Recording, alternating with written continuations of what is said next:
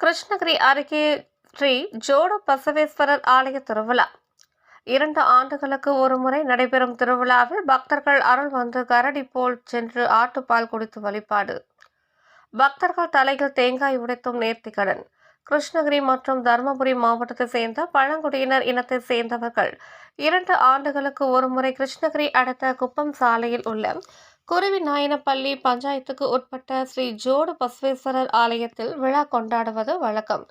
அதன்படி கிருஷ்ணகிரியில் உள்ள மேல் சோமார்பேட்டை, பெரியமுத்தூர், குட்டூர், சுக்கம்பட்டி, கனகமுட்லூர், பேயனப்பள்ளி, துடுக்கர அள்ளி மற்றும் தருமபுரி மாவட்டம் நல்லம்பட்டி உள்ளிட்ட 18 கிராமங்களை சேர்ந்தவர்கள் தாங்கள் வளர்க்கும் ஆடுகளுடன் கிராமங்களை காலி செய்து பல்வேறு வனப்பகுதிகளுக்கு சென்று அங்கேயே தங்கி ஆடுகளை மேய்த்து கொண்டு பின்னர் வறட்சி நீங்கிய பின் தங்கள் சொந்த ஊர்களுக்கு வருவது வழக்கம். அதன்படி சொந்த ஊருக்கு வந்தவர்கள் முதலில் குலதெய்வமான குப்பம் சாலையில் உள்ள ஸ்ரீ ஜோட பசவேஸ்வரர் ஆலயத்தில் தங்கள் குடும்பங்களுடன் வந்து டென்ட் அமைத்து அங்கேயே தாங்கி சமைத்து சாப்பிட்டனர். மேலும் அவர்களது உறவினர்களையும் வரவழைத்து அவர்களுக்கும் உணவளித்தனர்.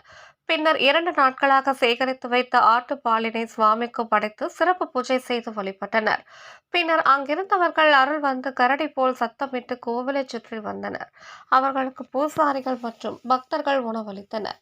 பின்னர் சுவாமியின் முன்பு வைக்கப்பட்டிருந்த ஆட்டுப்பாலினை கரடி போல் வந்தவர்கள் நாக்கால் நக்கி குடித்தனர்.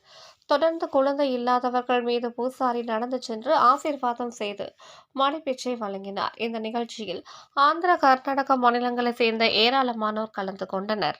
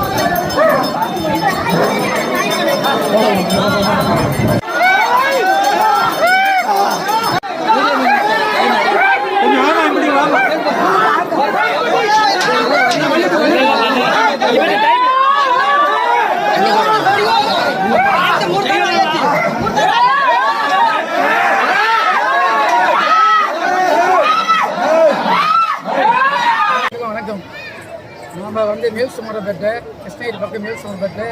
நாங்கள் வந்துட்டு திருவிழா நடத்துகிறோம். 2 வருஷத்துக்கு ஒரு டைம் வந்து திருவிழா நடத்துகிறோம். அதை வந்து ஜோடு பசவன் கோயிலுன்னு சொல்லிட்டு அந்த கோயிலில் வந்து 7 ஜனத்துக்கு சேர்ந்து நாம் அந்த சாமியை வந்து ஞாயிற்றுக்கிழமை வந்து நைட் இங்கேயே ஆழ்த்து ஆகிட்டு விடிகாலம் பூஜை 9 to 10 மட்டும் பூஜை. தலைமையில் காய் வடிக்கிறது, பால் சாப்பிட்றது, பல விசேஷங்கள் நடக்குது. அதனால அனைவரும் மக்களும் ஆயிரக்கணக்கான மக்கள் வந்து இங்கே வந்து சாமியை வேண்டி நல்லதை நினச்சிட்டு போகிறோம். நம்ம ஆடு மாடு எல்லாமே எல்லாருக்கும் தோசம் வேண்டும்.